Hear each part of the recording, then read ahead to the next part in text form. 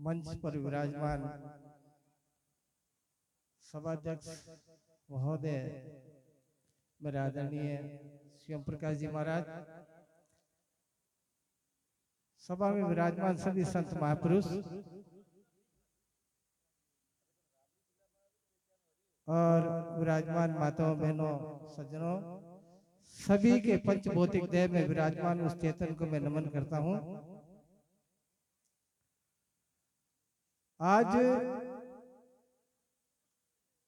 ये जो पावन जगह है, ये जगह एक पावन नहीं रही बल्कि एक धाम हो गई, क्योंकि इतने महापुरुष और उस दाता दयाल की जो निश्चित करी हुई सत्संग है, ये खुद अपने आप में तीर्थ है, तीर्थ हो गया।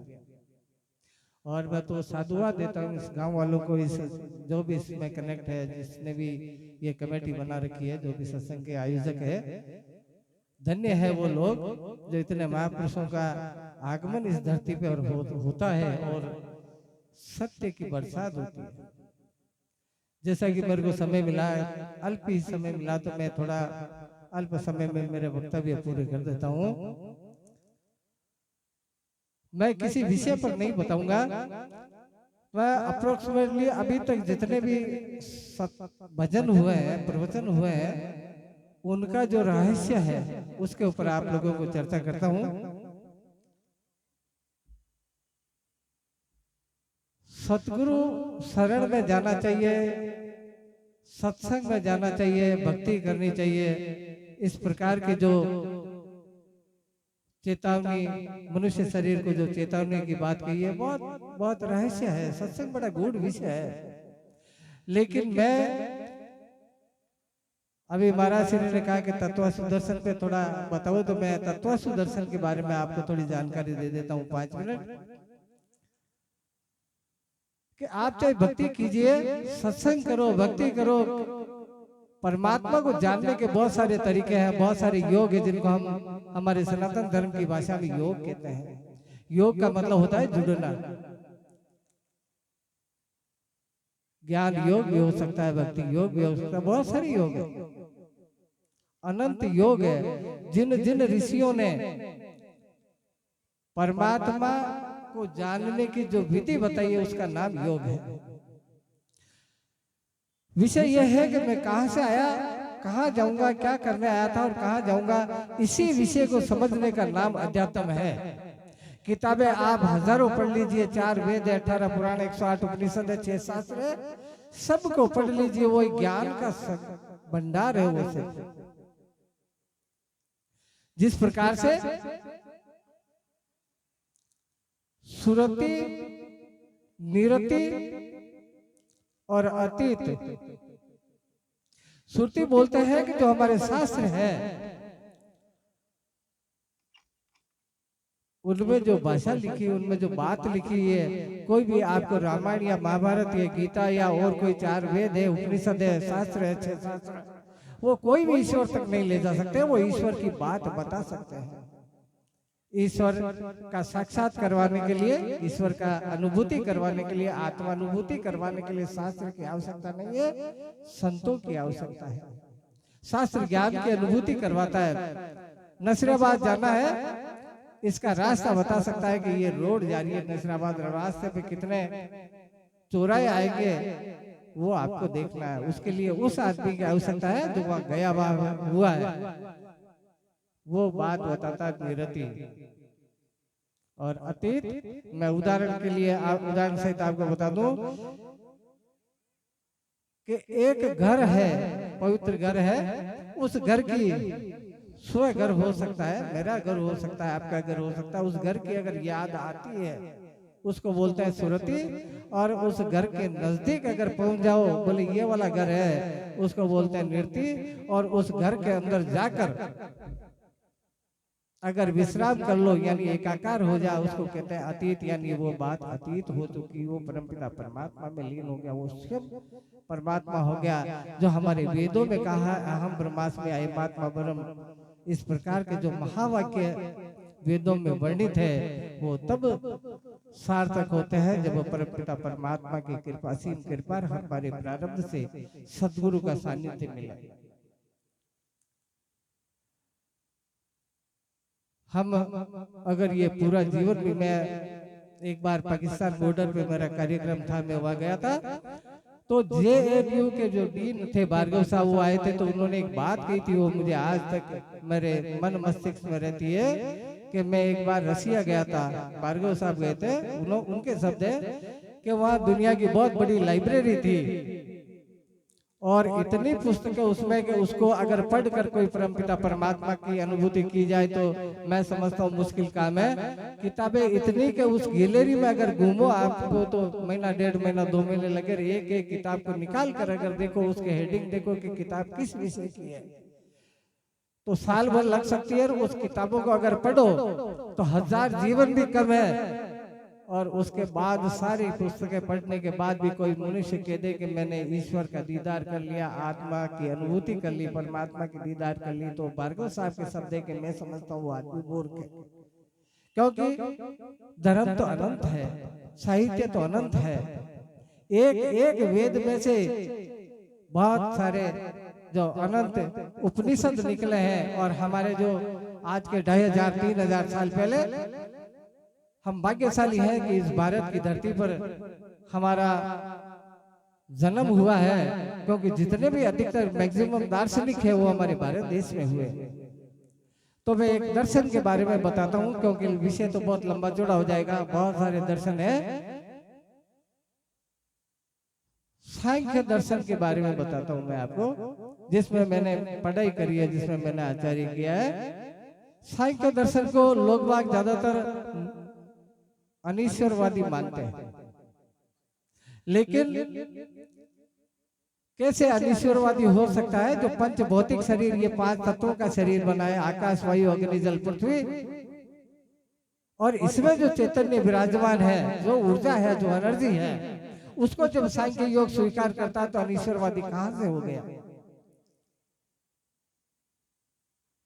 इस 5 तत्व, हम कहीं जा रहे हैं, किसी के घर में जा रहे हैं, अभी सारे संतों ने बड़े बड़े सुंदर वचन कहे हैं परमात्मा की अनुभूति के लिए, आत्मा की अनुभूति के लिए। आत्मा कोई बहुत दूर विषय नहीं है, उसी को मैं मेरे अप्रोक्सीमेटली शब्दों में बताता हूँ कि अगर ईश्वर की अनुभूति करनी है, इस आत्मा की अनुभूति करनी है, तो सबसे पहले तो आत्मा है कहाँ ये देखना है। आत्मा जब संत लोग कहते हैं, हमारे शास्त्र कहते हैं इसके भौतिक शरीर के अंदर है, पंच भौतिक शरीर के अंदर तो आत्म तत्व विराजमान है, वो चेतन विराजमान है। तो फिर कपिल गीता में लिखा कि इदम तीर्थम ब्रह्मंति तामसा जना आत्म तीर्थम न जानती कथम क्षरण बख्श प्रिय। इस वाले तीर्थ को जाओ, उस वाले तीर्थ को जाओ,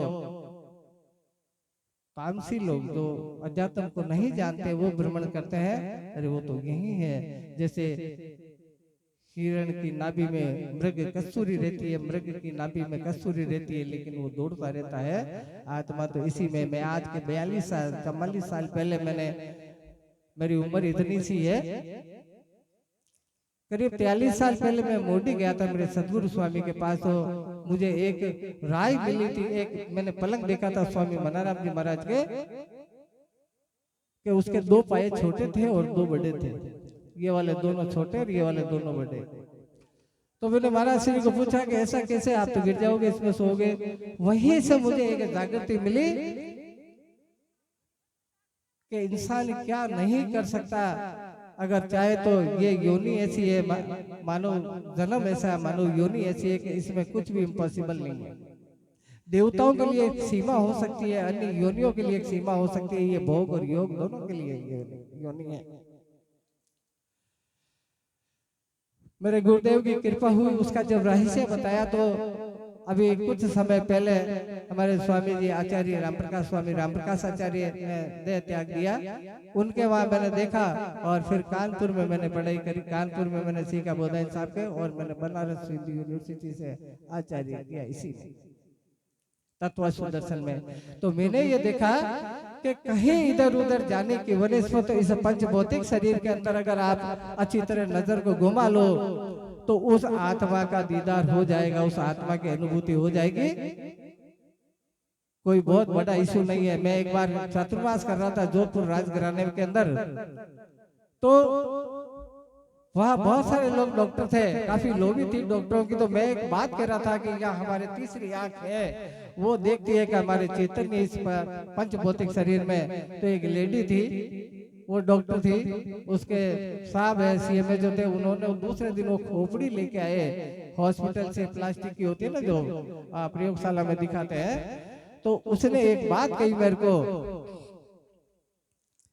कि इसी खोपड़ी के 3 पार्ट है सभी के, मेरे हो या आपके हो। इसको लेफ्ट माइंड बोलते हैं, इसको राइट माइंड बोलते हैं, बीच में जो माता बहने मांग भरती है उसको मिडिल माइंड बोलते हैं। हमारे शरीर के अंदर, मैं संक्षेप में बता देता हूँ क्योंकि स्वयं प्रकाश जी महाराज इतिश्री करेंगे सत्संगी, तो संक्षेप में आपको इसको समझ लीजिए कि हम हमारे भौतिक शरीर के अंदर, हम पंच भौतिक शरीर है, 4 पैरों से चलने वाले वो 4 तत्व के हैं, उड़ने वाले 3 तत्व के, रेंगने वाले 2 तत्व के हैं, और जो स्थावर है वो 1 तत्व का है, खाली पृथ्वी तत्व। ये सब कुछ सुविधा हमारे को है, मानव शरीर को है कि हम उस परमपिता परमात्मा की अनुभूति कर सकते हैं। अब समझना इस शरीर को है कि शरीर को समझने के लिए हमारे बहुत सारे अलग अलग ऋषियों ने अलग अलग तरीके से लिखे। मैं कपिल मुनि का शास्त्र के अकॉर्डिंग बताता हूँ आपको कि इस शरीर के अंदर को, मैंने कल एक पोस्ट डाली थी, मेरा एक ग्रुप है मेरे शिष्यों का या मेरे प्रेमी जनों का। बहुत लोग ये कहते हैं कि परमात्मा ने उम्र दी है आपकी, 60 साल दी है, 70 या 80 90 साल दी है। मैं कहता हूँ कतई नहीं दी है। अगर कोई ये कहता है कि नहीं ये असत्य है आपकी बात है, मैं इसको प्रमाणित कर सकता हूँ। परमात्मा उम्र कभी नहीं देता। प्रकृति तो ये श्वास दिए 92 करोड़ आपको। अब 92 करोड़ श्वास को कितना खर्च करना है, कितना जल्दी करना है या कितना लेट खर्च करना है, आपके ऊपर। आपके पिताजी ने 1 लाख रुपए दे दिए, मेला है, अब मेले में कितने दिन खर्च करोगे या बचा के लाओगे, वो आप उसके ऊपर है जिसको पैसा दिया। तो ये 92 करोड़ जो श्वास है, अनापान सती योग बुद्ध ने बताई, अनापान सती योग के श्वास को ले रहे हो और श्वास को छोड़ रहे हो, उसके बीच में थोड़ा सा रुकावट होती है। जब श्वास ले रहा है मानव, उसको श्वास बोलते हैं, और जब श्वास को छोड़ा जाता है तो उसको प्रश्वास बोलते हैं। और इन दोनों के बीच में हल्का सा थोड़ा ठहराव है। उसकी अगर जानकारी हो जाए किसी सज्जन को, किसी गुरुमुखी सज्जन को, तो मैं कहता हूँ कि फिर वो कोई बहुत बड़ा इशू नहीं है। इसी को अनापान सती योग भगवान बुद्ध ने कहा। हरिओम। अनापान सती योग के लिए कोई इंस्ट्रूमेंट की जरूरत नहीं है, कोई अतिरिक्त मशीनरी की जरूरत नहीं है। अगर इसी को हम देखें, मैं एक बार थाईलैंड में मेरा कार्यक्रम था, तो वहां एक लड़की ने पूछा था कि हम इस प्रकार से क्यों करते हैं। हमारी जैसे आदमी पैदा होता है, अभी महाराज श्री ने बताया कि भाई पेट में 9 महीने माता के गर्भ में रहता है। मैं ये कहता हूँ कि जब वो यहाँ से जाएगा ना, आकस्मिक मृत्यु को छोड़कर, हत्या या आत्महत्या को छोड़कर, साधारणतया आदमी की अगर मृत्यु होगी तो उसको जाने में भी 9 महीने लगते हैं। आने में तो 9 महीने लगते हैं, जाने में भी 9 महीने लगते हैं। अब प्रश्न ये है कि अनापान सती योग है क्या? योग का मतलब मैंने आपको पहले बताया कि जुड़ना है। एक, जब इस प्रकृति से हम श्वास लेंगे, इस प्रकृति से श्वास लेंगे तो हम 10 अंगुल लेते हैं इस प्रकार से, इतना यहाँ तक का, और छोड़ते हैं तो 12 अंगुल छोड़ते हैं। आप मान लीजिए आपके पिताजी ने, आपके पति ने, आपकी पत्नी ने आपके खाते में 1 लाख रुपए डाले और आपको ये कह दिया कि आपको 10 रुपए रोज इसमें जमा करने पोस्ट ऑफिस में या बैंक में, तो 1 लाख से ज्यादा ही होंगी वो रकम। लेकिन आप चालाकी करके या किसी तरीके से 12 रुपए रोज निकाल रहे हैं, तो एक दिन वो 1 लाख रुपए भी खत्म हो जाएंगे। और यही कारण है मृत्यु का। गणी गई थोड़ी गई नारायण बचेत। ये जितने भी श्वास दिए परमात्मा ने, जो गई अब राख रही को, अगर इसी को अगर हमारे को आत्मा की अनुभूति में बहुत बार कहता हूँ कि आत्मा की अनुभूति करना कोई बहुत बड़ा इशू नहीं है, परमात्मा की अनुभूति करना कोई बहुत बड़ा इशू नहीं है। और मैं ये भी आपको दावे के साथ कह सकता हूँ कि हमारे जो सनातन धर्म में जो कथाएं होती है, कथा वाचक होते हैं, कथा वाचक श्रुति बता सकते हैं, अतीत नहीं बस मैं इतनी श्री करूँ हमारी बात। तो मैं इसी बोलने के लिए, बहुत विषय है ये लंबा चौड़ा, लेकिन क्योंकि समय की थोड़ी बाध्यता है इसलिए मैं मेरी वाणी को यहीं इतनी श्री करता हूँ। बोले सतगुरुदेव की जय हो सा जय हो श्री राम। जय श्री राम।